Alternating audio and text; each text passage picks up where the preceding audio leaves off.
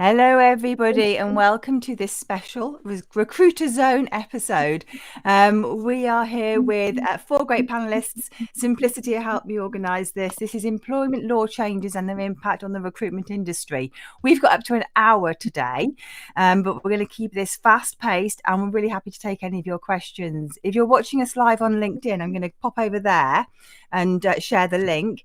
And thanks to those of you who are saying hi in the chat. There's a Q&A box over on the right that you can use if you do want to ask any questions.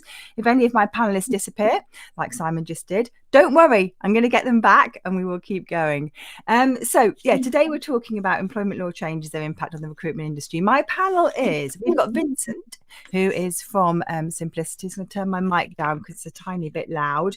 And Vincent has, I've got notes, over a decade of experience in finance and leadership. Starting his career at Barclays, he's able to bring his knowledge and experience to the recruitment industry through his role with Simplicity. Simon Whitehead is from Brabners, and he is a partner, leads the recruitment and workplace solutions sector, and has supported the recruitment industry for over 20 years. And his practice encompasses all types of company engaged in the supply of labour, from employment agencies right through to vendors. I've got a really long, lovely bio for Simon, so I'm going to put a link to his LinkedIn in the chat. And then we've got Marie, and Marie is joining us from Recruitment Accountants, a partner, a specialist division of UHY Hacker Young, focused on the recruitment sector, working with over 100 recruitment companies. And we've got Simon Bliss. Everyone knows Simon Bliss, but he's not here, so I'm going to get him back. He's from team. Let me get him onto screen. Okay, so the first question I've got for you is, what are we actually talking about here? So I don't know whether, Simon, you want to start off with a little bit of an overview of the upcoming changes for me. Absolutely, yeah. Morning, everyone.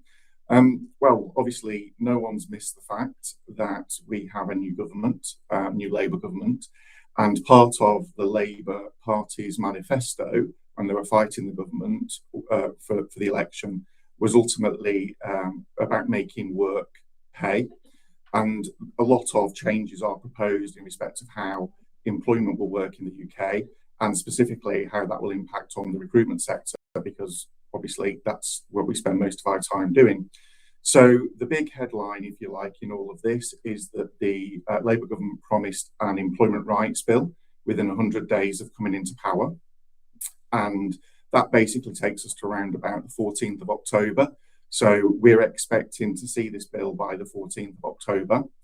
And ultimately that bill, as far as we are aware, or what the manifesto said, it will contain are a number of changes.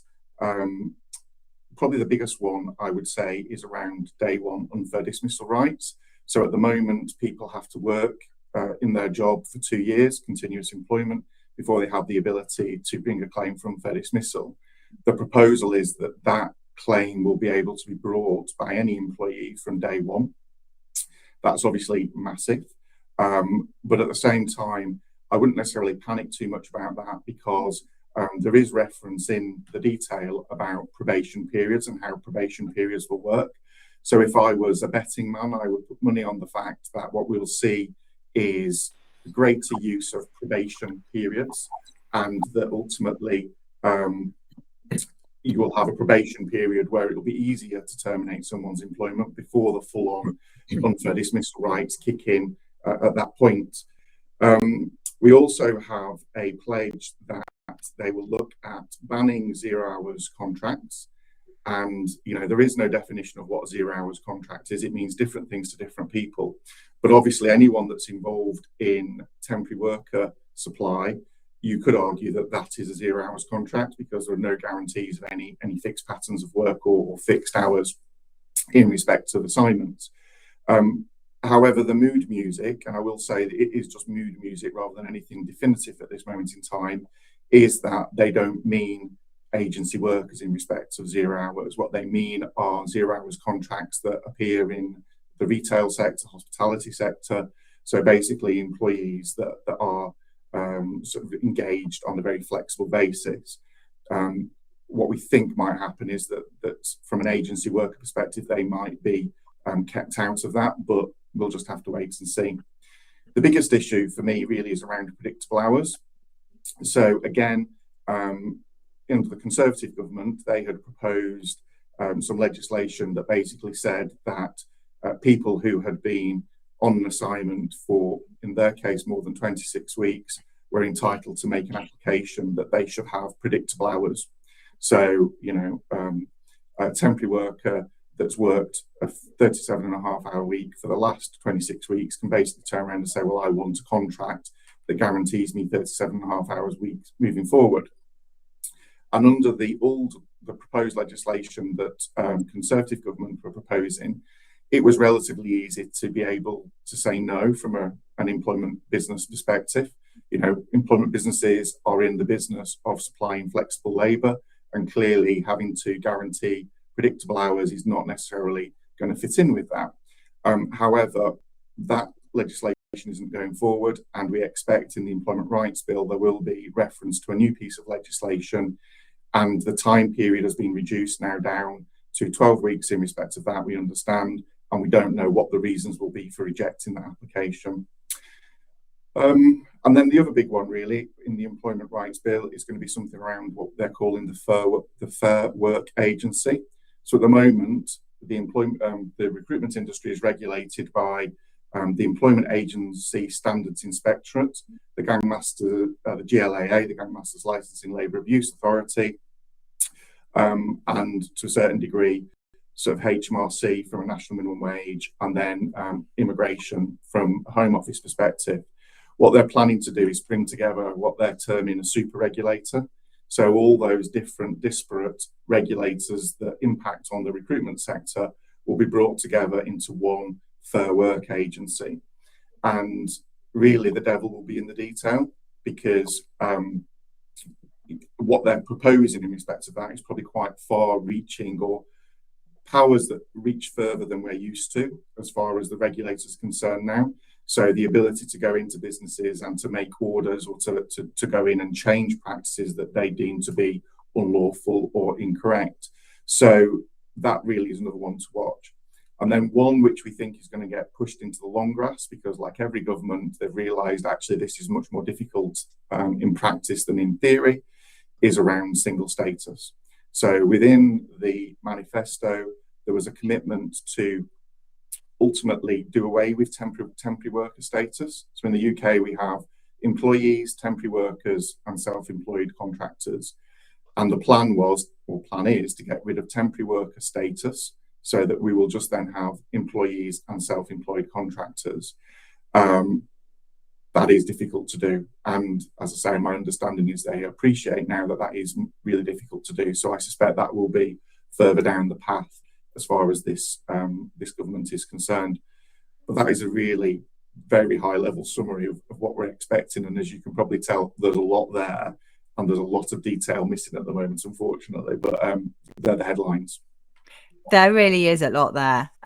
So anybody who's watching who has specific concerns about any of those, do put something in the chat. If there's anything that you want a bit more detail on what we are thinking we're going to see, again, put that in the chat. But the questions I'm going to come to are the way in which recruitment business can prepare, how you should be communicating with your clients, what challenges they might bring. So we're going to cover all of this, but do feel free to put something in the chat. I guess I'm probably going to come to you, Vincent, to just talk a little bit about, at this high level, how you think recruitment businesses can prepare. And then, Marie, I know you've got some thoughts on that too. So, Vincent. Yeah, thanks, Louise, and good morning, everybody. It's great to join so many people. I guess really this is the start of a period of change, and there's going to be many changes on the horizon over the coming years. I've been speaking to a number of recruitment businesses over the last few weeks, and there's been a bit of a mixed feeling in the industry. Some are taking these changes as a positive step forward. Some are a little bit nervous. So I guess really the main piece of advice that I would like to give to all recruitment agencies is to remain open-minded at this stage. There's a lot of what ifs. We think this might. There is no certainty right now in relation to what will happen. So I guess the main thing for you to be looking at the moment is to be gathering as much information as you possibly can. Educate yourselves, educate your clients and your candidates, because these changes will affect all aspects of recruitment. So from me, really remain open-minded. Try not to see this as a negative. this will pose opportunities as well as maybe some hurdles along the way. Yeah, and I do like that. I think it's easy to feel very overwhelmed. I mean, the list Simon went through made me want to cry, and I'm not even running a recruitment business. So I think that, you know, trying to see the positive. Marie, what have you got on that? Yeah, hi everyone. I agree with what Vincent was saying. I think ultimately there's no need to panic on this stuff. There's no timetable or expected implementation date yet. It's not a case of they're going to share the employment bill on the 14th of October and suddenly bam, it's in place. So there is going to be quite a lot that has to go through in terms of getting everything signed off.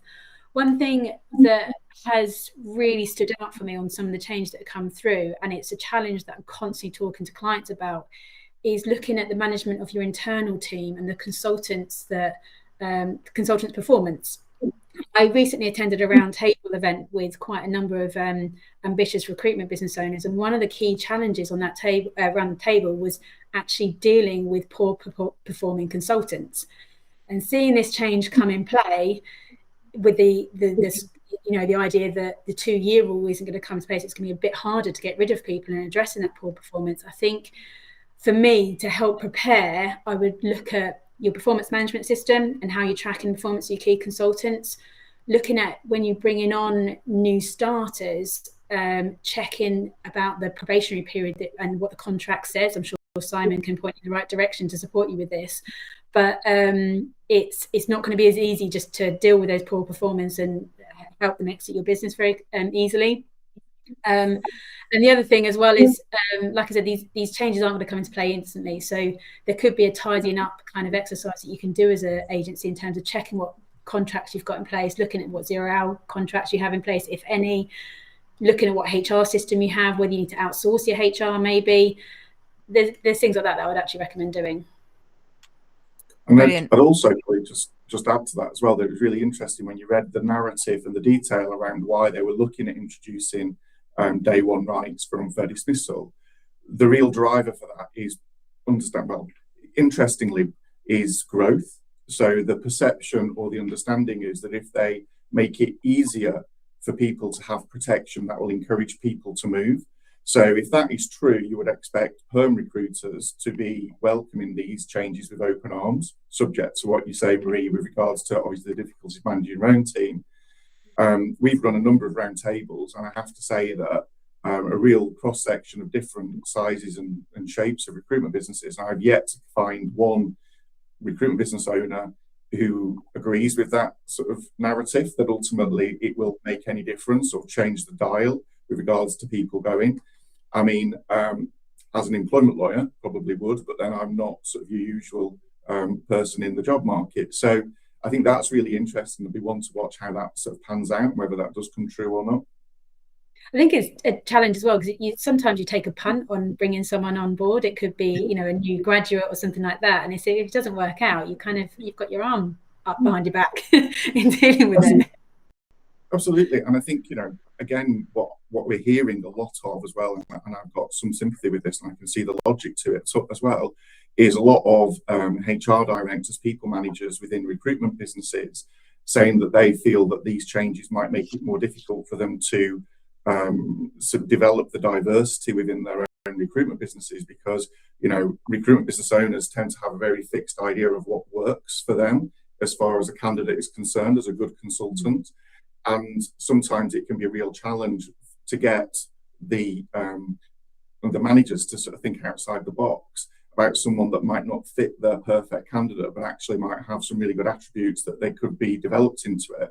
So the other point that's being made quite frequently is that there's a real concern that actually this might start to undermine their ability and the sort of direction of travel that the industry's been taking around diversity, equity and inclusion, because actually people become very sort of guarded about the risk that they will take with regards to candidates that they see and how they appoint. So there's a lot up for play, I think, in respect to this, and it will be interesting to see how it does all sort of settle down and bed in, really. Simon, I'm going to come to you in a minute to talk about some of the kind of communication that recruiters can have. But I've just seen a question over on LinkedIn, which I'm just pasting over into here. Hold on. I'm going to bring it up onto screen if I can remember how to do that. With this day one rights, they're asking, can I do a kind of temp temp to perm, I'm assuming that's kind of like a extended probation period. I mean, is that the sort of thing you think you'll see? I think that's the way it will go. I think it will be the plan to make work pay document was very clear that there will need to be some level of fairness process attached to terminations from day one.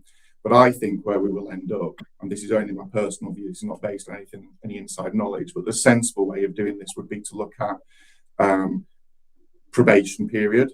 And I don't know whether they will go as far as saying, for example, 6 months is a probationary period that can go into a contract. And in that first 6 months, you can have a much lighter touch termination procedure.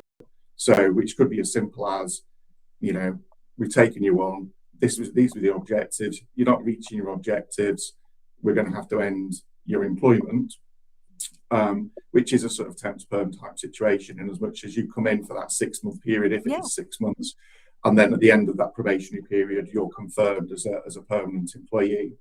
That would be the sensible way of approaching it as an employment lawyer. I'm not a politician, so let's see how that plays out. But I think that is likely to be where we end up, is the probationary period becomes a really important tool in sort of assessing. And really, the change will be then about businesses taking probationary periods serious, because I'm sure most people will see probationary periods used in every contract of employment.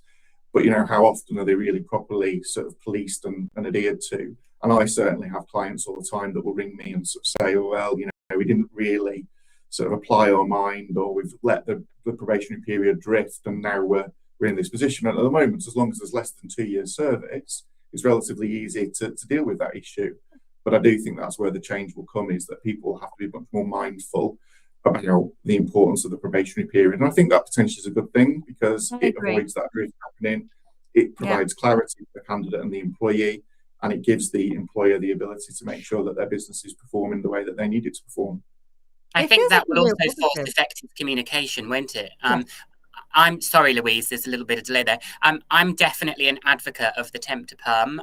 We mustn't forget that this has been quite a trendy thing that's happened in many years gone by. I was one of those people that started with Barclays on a 12-month contract on a temp to perm basis, and it worked extremely well. It made the communication very effective, and it was almost a bit like a try before you buy scenario for both, for myself and the bank. So I can definitely see that coming back round.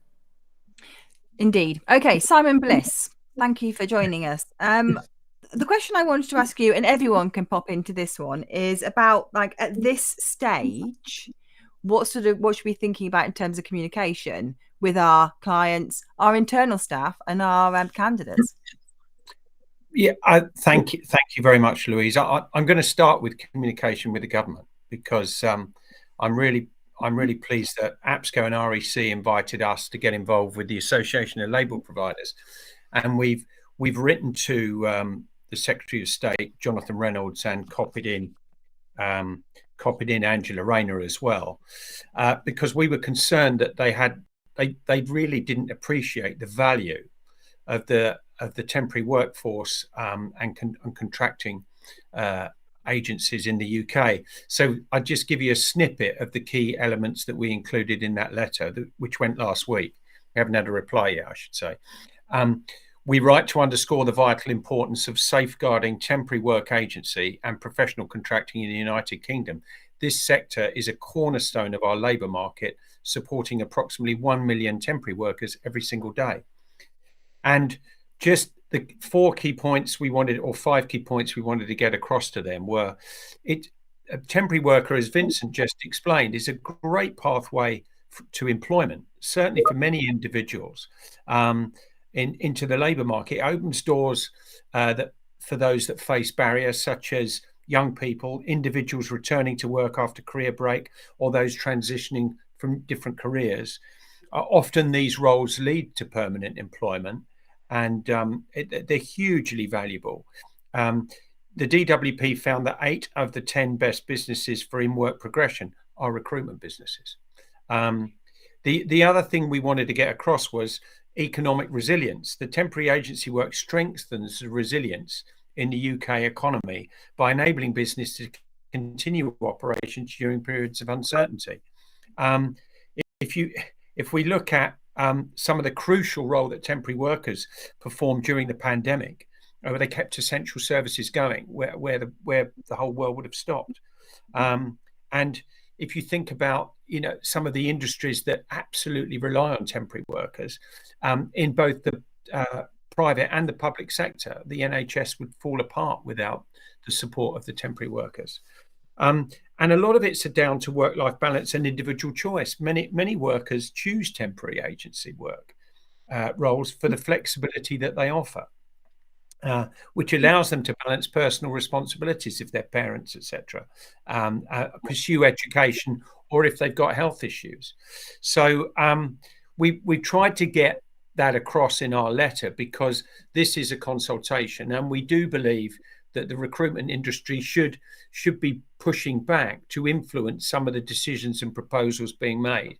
And we need some support from some of the people on this group and the industry to push back and bang the drum for the fantastic support that temporary workers give to the UK economy. So that's my position. Linking arms with APSCO, REC, ALP team are going to push back to government and really try and educate them. And that sounds a bit pompous, doesn't it? But as to the value of the current situation, and also encourage them to focusing on maximum positive impact of vulnerable and lower paid workers, better enforce the existing regulations. Simon Whitehead referred to the fact they want to try and pull in one authority to enforce the existing relations and the new relations. But we want the government to support and promote the awareness and benefits of temporary agency work as well. And also we've asked them to continue meaningful engagement with expert stakeholders, although expert might be, I'm not sure I sit in that category, but some of the people around this table certainly do. And our friends at the REC, APSCO and ALP are certainly that. So that's my position on communication. If you feel strongly about some of the things that are going to affect your business, talk to your membership org, and we will bang the drum for you and support you where we can. But so that's I'll get off my soapbox now. Thank you.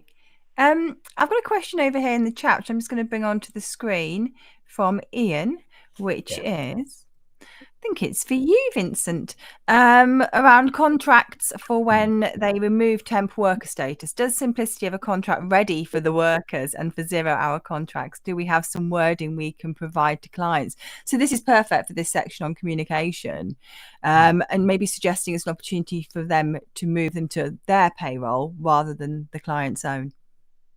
Yeah, absolutely. So I think what we need to do is just amend one of those words, when to if, and what that might look like. But Ian, you're absolutely right to question. And I guess the beauty of working with external providers is you get that support automatically. From a Simplicity perspective, we're just waiting for that bill to be passed to find out the finer detail. And then any amendments that are required to terms of business, contracts, etc., will be pulled together. So we will endeavour to communicate as quickly and as effectively as possible with all of the agencies that we support. And I'm sure all of the other panellists who join me today will have similar plans in place to make sure that we act very reactively to the information that we get. Thank you very much. Simon W., I was going to ask you a little bit to go on to what Simon talked about preparation for recruitment agencies. I mean, is there much they can do at this point in time? Well, I'd echo what Simon says ultimately, and make sure that your voice is being heard through your membership organisation.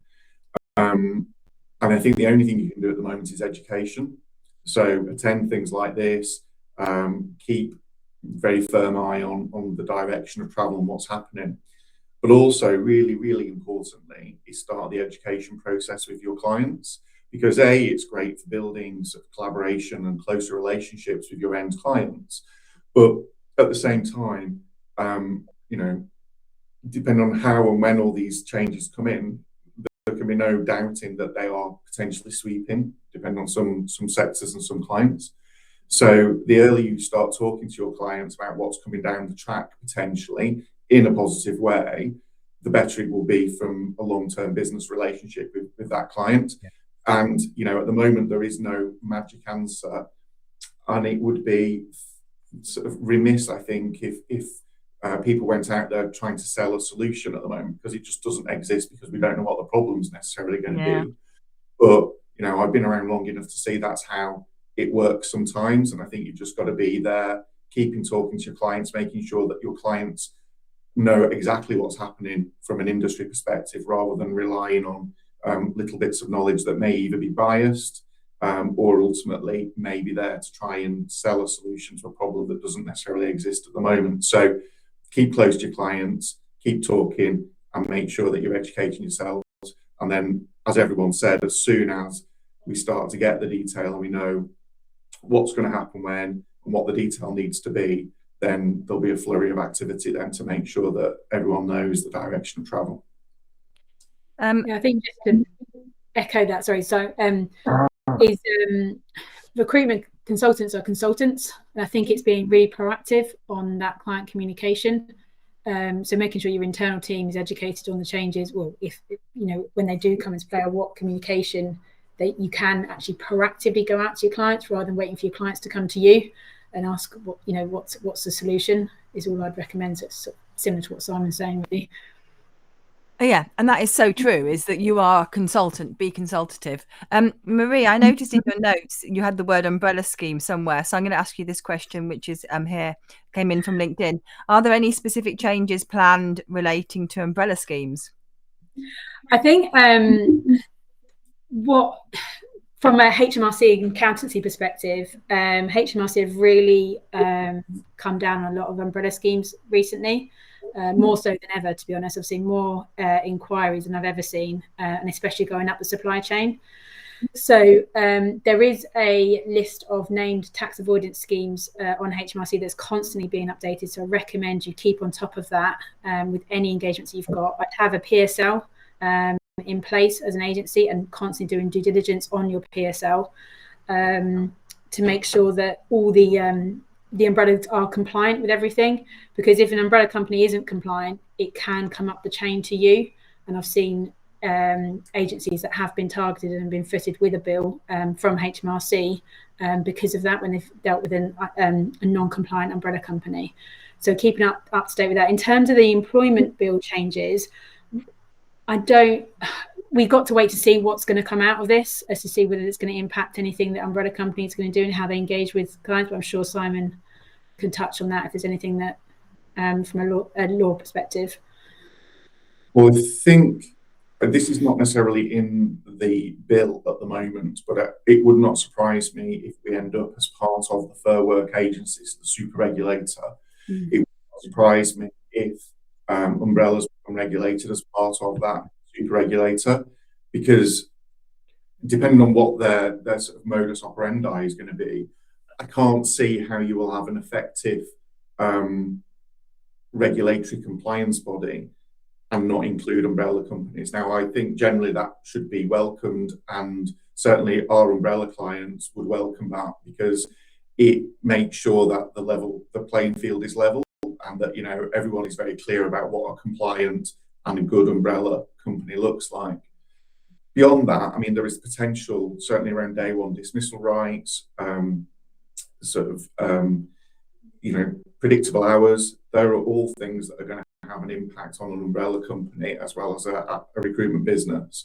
There may be some things that are going to be easier for umbrella companies to manage. There may be some that are more difficult. But again, feels like a bit of a cop-out, unfortunately, at the moment. But until we get the detail, it's hard to say. But I think umbrellas will have changes that they have to grapple with, the same as an employment business and employment agency. And I do think, as I say, if I was a gambling man, I'd put some money on the fact that when we get the Fair Work Agency, I think we'll see the umbrella industry regulated properly in respect of that agency and that compliance agency.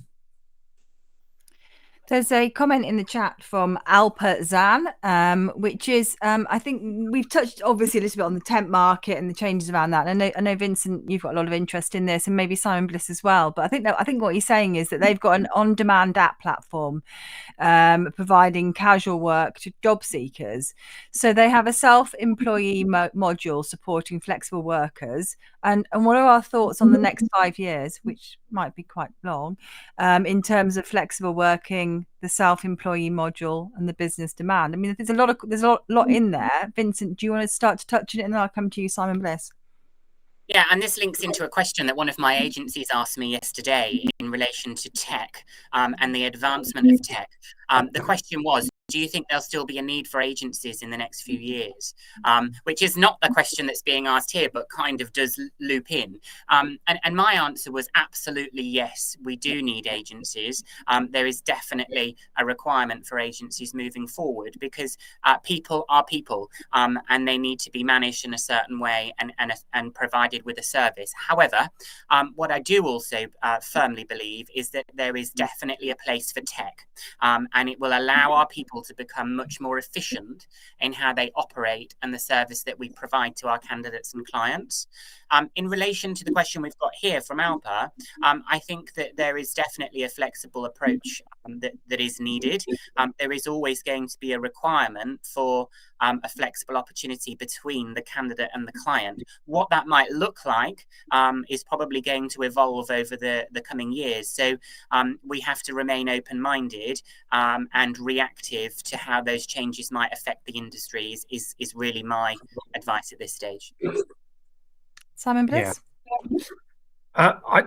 I embrace any new ways as long as they're compliant for workers to be utilised in the business form. I think since COVID, we've seen so many changes in terms of flexible working, remote working, support workers from different countries supporting businesses in other countries, and that has been a dynamic change that forced upon us in some ways by the COVID situation, and I think it's worked for a lot of companies. I mean, there are lots of other businesses that are looking to get people back into the office now, but there are lots of specific industry and support type roles like in tech that have been amazingly successful in remote working, which they started with several years ago, but it's really ballooned recently. So yeah, using tech Upwork is a global success in terms of outsource contracting, and these are other ways in which to connect where employers, maybe agencies too, and workers can engage and find business and find work. I think that these marketplaces, it's interesting, Vincent, you're saying you asked the question about recruiters. I keep getting asked the question whether job boards are dying, and they're not. They're just becoming marketplaces, and I think they will still be job boards, there will still be recruiters, and they will rely on tech and like you say, Simon, in a compliant manner, more sophisticated tech, maybe giving more choice to the person who's working, because I do think that we haven't finished in our evolution of what a job looks like. Connor's asked a question, and then Connor's also edited his question to make it even more readable. So we like Connor. Is there any indication that fixed term contracts will be mentioned in or implicated by the forthcoming bill? They've been mentioned in the manifesto in as much as they have been confirmed that they will continue. As an employment lawyer and someone that has to deal with laws on a daily basis, when a law is a good law and a bad law from a drafting perspective. So you can really tell when a law has been pushed through really quickly and it's not been properly thought out or properly consulted over. And a lot of the changes that we talked about right at the very outset do have an overlap to a certain degree in respect of fixed term contracts. And I think the positive signs so far are that the Labour government recognise that rushing legislation will be detrimental to their overall success. And I think that's really positive. So I would hope that because they're going to take their time and because we're going to have proper consultation, the sort of headline is right, fixed contracts will remain, and hopefully we can sort out some of the other changes that may well impact on our fixed term contract work so that they don't look massively different from what we use and we see today. But yes, I think the good news is that they will stay. The sort of slightly not so good news is that we will just have to watch this space to see how their use or their applicability may be impacted by the other changes that are coming through. Thank you very much. Okay, so we were talking about some of the challenges, the solutions, the recommendations. I think I did go to you, Simon, on that, but I'm not sure I actually ever came back to you, Marie, on that. And all of you can input, but was there anything else you had on that? What, in terms of the challenges? The challenges, the solutions, the recommendations. Yeah, I mean, the challenges for where I've come from is more around the managing of your internal staff. So it's looking at that performance management that I mentioned earlier. I think there is a fear that there could be an increased administration load on small to medium-sized businesses. I find a lot of time when things like this get put into play, it's like it's fine for the big guys, but when you're an owner-managed small recruitment business, it tends to fall on the owner that has to try and get their head around these new changes and actually implement it, and it becomes quite a strain. I think my recommendations on those is to actually lean on the networks around you. So there's lots of really good recruitment networks, professional bodies around you that can provide that education, that support, the template contracts, recommendations on systems that you can be using, how you can even training sessions on how you can train your internal team as well. And then, you know, like I said, there's no need to panic either. I think these changes are going to come into play. You've got quite a lot of months to go through. I think it's got to go through quite a lot of approval process before any kind of change in legislation comes into play anyway. So we have got time on this. There's no need to panic on that side of things. Vincent, Simon, anything else to add to the challenges? I guess I'd quite like to agree with what Marie has said here in relation to the extra work that might be involved. I guess what some of these legislations will ensure is that employers don't cut corners. Those that might be a little bit nervous of some of these new legislations coming in place might be those that take advantage of the 2 years, the 2-year probation period, etc. So I guess really, if you haven't already started to think about the impact that this might have, do so, because those challenges will come in if you are not managing your internal colleagues in the most effective way. You know, if you are using those opportunities to kind of get people embedded into the business, and the 2-year program is probably something you might need to change, and utilize a probation period, communicate effectively, be open, honest and transparent with how people are progressing, and manage the performance. And finally, the recruitment industry has always been very good at working together. So let's all work together over the next few years. Let's share information that we gather. And as Marie also said, reach out to some of these organisations that are there willing to help. If we've got you know, an army of numbers working together, it's much better to tackle some of these challenges rather than sitting to try and deal with the challenges yourself. I think what I'd probably add as well is that, and I agree with all of that, and I think the thing that you take away from the manifesto and the plan to make work pay is very much the view that the pendulum has swung too far to the employer's side in respect of one-sided flexibility. So this is not, we're told, about ending flexibility or ending the ability to have flexibility in your workforce, because that's well recognised as being one of the key components for growth, which is obviously underpinning everything that the Labour government needs to achieve to deliver its aspirations. So it's about how far really that pendulum swings back. So we're not talking about it being cut off completely and it going, but it is going to shift slightly. And that's when you sort of come back to how things potentially were 15, 20 years ago. You know, we've had 14 years in reality as an industry of not having much change. and, you know, again, show my age, because going back to the early 2000s, it was like literally every week something was changing in respect to the industry from a legislation perspective.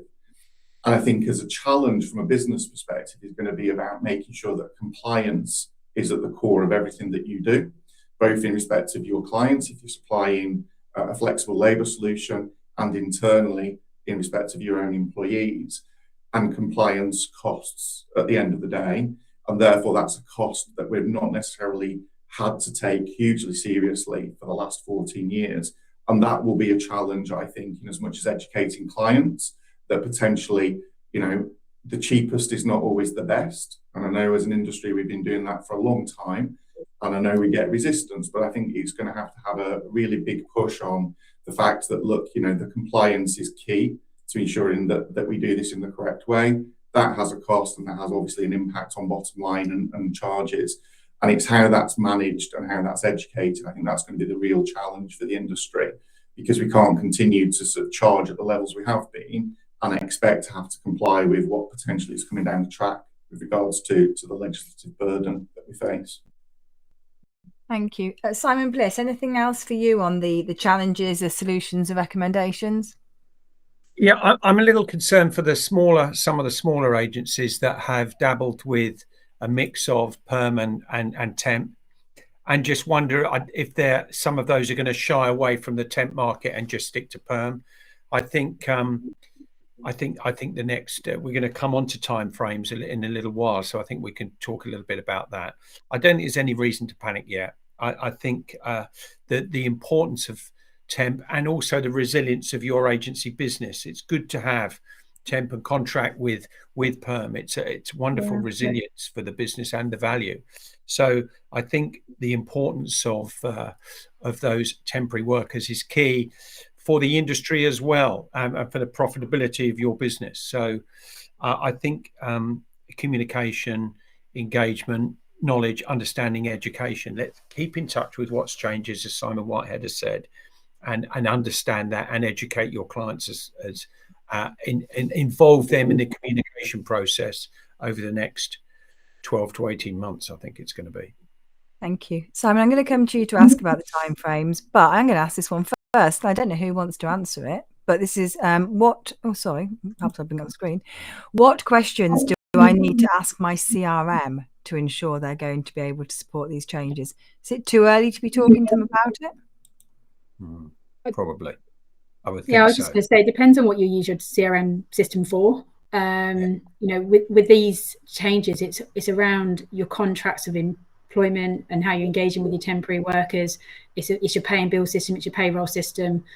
You know, if you're using a CRM system to run your payroll, it's got like an add-on in terms of it goes into your back office, then I would question, again, it might be too early to say because we don't actually know what the changes are that's going to come into play, but you know, whether they're even up to speed and they know that we're anticipating changes, and you know how forward thinking they are as a CRM system to easily implement such changes. But yeah, I think CRM system for me is mainly about managing your candidates and stuff, so I don't think it's going to have that much of an impact on that. It's your pay and bill system, your HR system, your timesheet system. Thank you very much. Okay, Simon Whitehead, I am going to ask you about the timescales and timeframes. Yeah, the magic question, I suppose. So as I said at the outset, the promise was we were going to have the employment bill, the employment rights bill, within 100 days of a Labour government. So we are expecting to see the bill around the middle of October. So 100 days, I think, takes you to the 14th of October. So, you know, you've got the budget at the end of October. I think we're likely to see the draft employment bill middle of October, in line with their promise. Because of how legislation works, the need to consult, the need to look at impact statements, the need to ultimately make sure that you take your time, as I said earlier, to make sure that the law actually works. You need to have consultation, and you need to do that in a sort of structured fashion. There was some scaremongering, fear that what we're going to have is within 100 days, everything that was in that Labour manifesto was going to be effective. So middle of October, the world would have shifted on its axis. That isn't going to happen, as we've said throughout today. What we are going to get is the bill, and we expect the bill to really reflect what's in the manifesto. So the headlines, if you like, the high-level promises, aspirations that they want to achieve. And then what will happen is that there will be a number of different regulations. So, day one unfair dismissal rights, that'll have one set of regulations, I suspect. Predictable hours will look at different regulations. The Fair Work Agency will have something else. And they will each have their own individual sort of timeframes, timescales for consultation before it actually passes its way through Parliament. So what will happen is that the bill will go through Parliament, will get voted on, as it's sort of like the direction of travel, the high level sort of detail, and then really it's for the government departments to then get into the nitty gritty, and then for the secretaries of state, probably Jonathan Reynolds, could be Angela Rayner, could be both of them, to start publishing regulations when they feel that they have completed the consultation and that they're ready to go. So I wouldn't expect everything to land at once. I think it's going to be a phased introduction, and I suspect realistically, we're probably going to be talking over the course of the next sort of 12, 18, perhaps even 2 years, depending on how other things that are happening within government play out as well. Thank you very much. I was just checking whether I had any more questions over on LinkedIn, if you wonder why I had a vague look on my face. But no. So we're at 45 minutes, nearly 50 minutes. Vincent, I don't know whether you want to kind of like the kind of next section is the conclusion of where we are at. People have been asking questions all the way through. So if you've got any more, now's the time to get it in. But Vincent, do you want to talk a little bit about where this leaves us and what next steps for people might be? Yeah, absolutely. So I think this kind of makes a start of the journey if you haven't already started to invest time into some of these changes. We've spoken a lot about what if today. Hopefully that's given you a little bit of an incentive to put some time aside to make sure you're fully prepared. The next steps from here is that once the final bill has been passed and we know what the next couple of years will look like, we will hold a follow-up panel event similar to this, and we anticipate that being towards the end of October, maybe beginning of November, and at that point we will talk about what will happen and when we think it might happen, and at that point we will be able to give you some really strategic advice and guidance of what you might need to be doing and some of those conversations that you might need to be having. So that would be the next step from here. If anybody has any questions that they think of after today that they haven't already asked, I'm sure the rest of the panelists will agree. Please reach out to us. We're here to help, and we want to try and share some of the insight and knowledge that we've picked up from our network. But over the next few weeks, it's going to be critical to some of the key changes that are coming out. Thank you. If I could just add, I think that one of the positives, I think, is that BEIS, which is now part of the Department of Trade, do come out to the networks fairly regularly every quarter for consultations and discussions. And they reached out to us shortly after Labour produced their plans. And we've got another meeting with them, with team, just after October, the middle of October, when that draft document is out. And they are really open to consultation and want feedback from the industry. And they're also doing that with the other networks, APSCO, ALP, and the REC. So it's a great opportunity for your membership org to give feedback. So if you're involved with what your organisations, do tell them your thoughts, especially once that draft document comes out, because it's a great way to influence and give feedback to the government and the civil service and how they can position that. And as Simon Whitehead said, to their credit and the experience of BEIS stroke now Department of Trade, this will be 12 months, 18 months, 2 years before some of these changes or proposed changes come into force. So we will have time to A, understand it ourselves, and B, prepare and then also educate our clients. Marie, anything else you want to add before we go?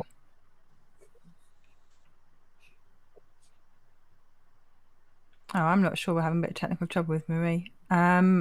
I might take Marie off the stage. I'm not sure that her audio is working. Simon Whitehead, anything else you want to add?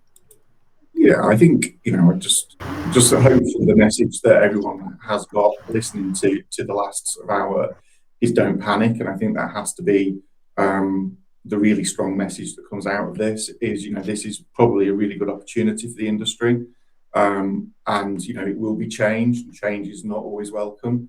But ultimately, if you embrace it and you sort of drive into it, then hopefully the positives will come out at the other end. And, the hope is that we end up with good legislation that clients always used to say to me when we had lots of changes happening all the time, whether it be the conduct regulations, whether it be agency worker regulations, it was always a bit of a damp squib, GDPR, whatever it is that people were always sort of like, oh, we were expecting, again, showing my age, if people remember 1999 to year 2000, the whole world was going to end from a technology perspective, and it didn't.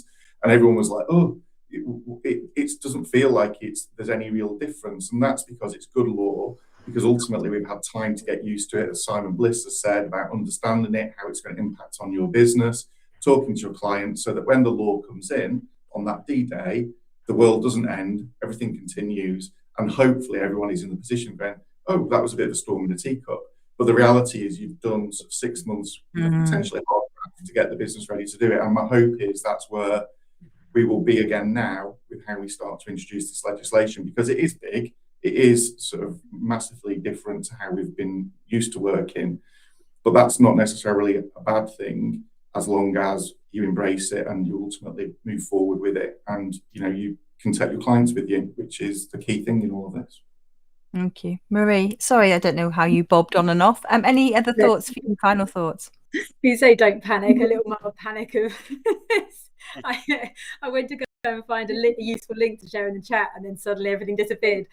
But all I was going to say was, in conjunction with this, we've actually got a budget coming up at the end of October as well, on the 30th of October.